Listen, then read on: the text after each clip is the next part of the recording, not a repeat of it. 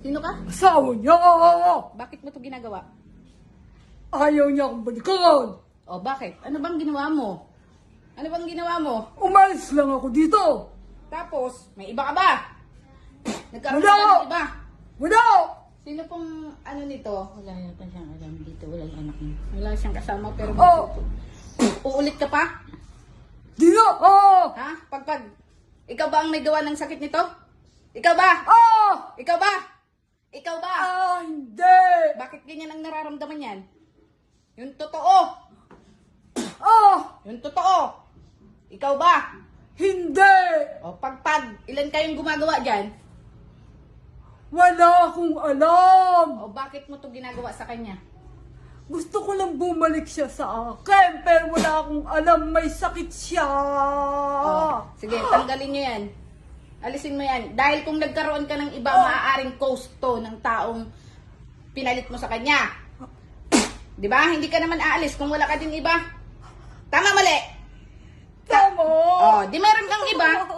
Oh, ibig sabihin, ginagawan siya nito. Pumasok yon. Tinatawagan ko ang kasama mo. Ginagawan din to. Ginagawan din. Oo. Pagpag. Alisin nyo. Mula ulo hanggang paa, alisin mo. Pagpag.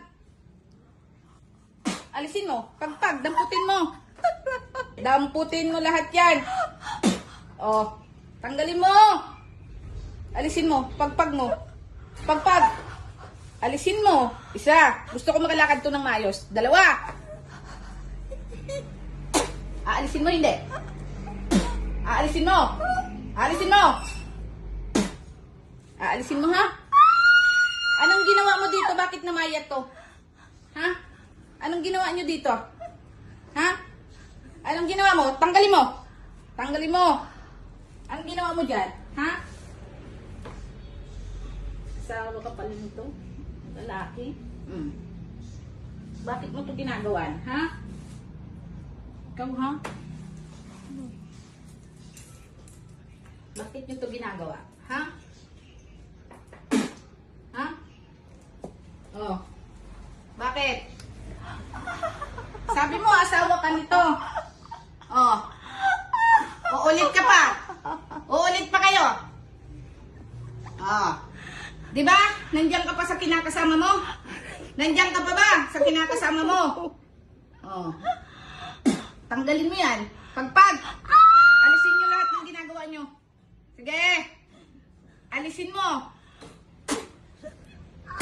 Alisin nyo yan, ha? Oh, pakinggan.